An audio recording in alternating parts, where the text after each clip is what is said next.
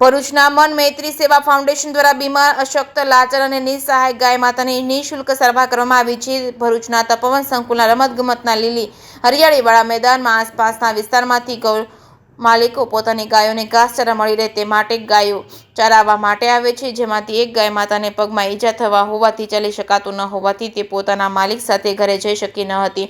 ગાય માતા બેભાન જેવી હાલતમાં ઠંડીમાં ધ્રુજતા ગત રોજ સાંજથી તપોવન સંકુલના મેદાનમાં પડ્યા હતા અને તપોવન સંકુલના ઋષિકુમારો દ્વારા ગાય માતાને અનાજ અને પાણી આપવા છતાં ગાય માતાએ અનાજ પણ ખાધું ન હતું, પાણી પણ પીધું ન હતું. ગાય માતા ગત રોજ સાંજથી ભૂખ્યા, તરસ્યા અને બીમાર, અશક્ત, બેભાન હાલતમાં પડ્યા હતા. તેની જાણ તપોવન સ્કૂલમાં આવેલા પાઠશાળામાં અભ્યાસ કરતા ઋષિકુમારોને થતા સવારે તપોવન સંકુલમાં આવેલા વિદ્યા ગુરુકુલ સ્કૂલમાં શિક્ષક તરીકે ફરજ બજાવતા કેતન મહેતાને જાણ કરતા તાત્કાલિક ભરૂચના મન મૈત્રી સેવા ફાઉન્ડેશનના હેલ્પલાઇન નંબર ઉપર સંપર્ક કરી તાત્કાલિક મન મૈત્રી સેવા ફાઉન્ડેશનનો સ્ટાફ તાત્કાલિક ઘટનાસ્થળે પહોંચી ગાય માતાની તપાસ હાથ ધરી હતી.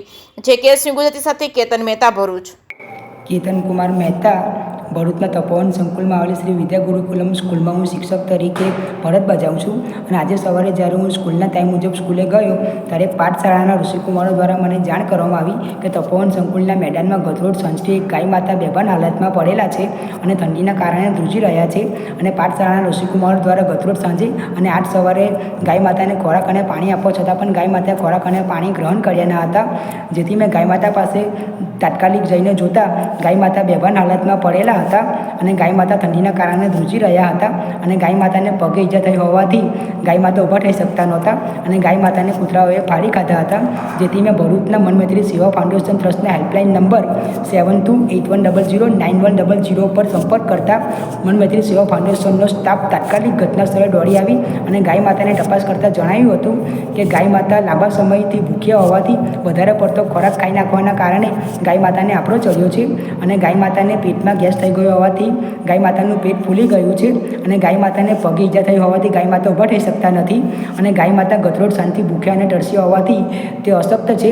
માટે મન મૈત્રી સેવા ફાઉન્ડેશન ટ્રસ્ટના ડૉક્ટર સાહેબે ગાય માતાને શક્તિનું ઇન્જેક્શન આપ્યું હતું અને ગાય માતાને શક્તિ માટે ગ્લુકોઝની બોટલ ચડાવી હતી અને ગાય માતાના હાડકાં મજબૂત બને તે માટે ગાય માતાને કેલ્શિયમની બોટલ ચડાવી હતી અને કહ્યું હતું કે જેમ જેમ સમય જશે અને દવાની અસર થશે તેમ તેમ ગાય માતા થોડા જ સમયમાં સંપૂર્ણ સ્વસ્થ થઈ જશે અને દવાની અસર થતાં થોડા જ સમયમાં ગાય માતા સંપૂર્ણ સ્વસ્થ થઈ ગયા હતા. અને મન મૈત્રી સેવા ફાઉન્ડેશને આ તમામ પ્રકારની સારવાર વિનામૂલ્યે આપી હતી. માટે મન મૈત્રી સેવા ફાઉન્ડેશન ટ્રસ્ટનો હું ખૂબ ખૂબ આભાર માનું છું. મારું નામ ડૉક્ટર નીરવ બલદાણિયા, મન મૈત્રી સેવા ફાઉન્ડેશનમાં આસિસ્ટન્ટ ડૉક્ટર તરીકે.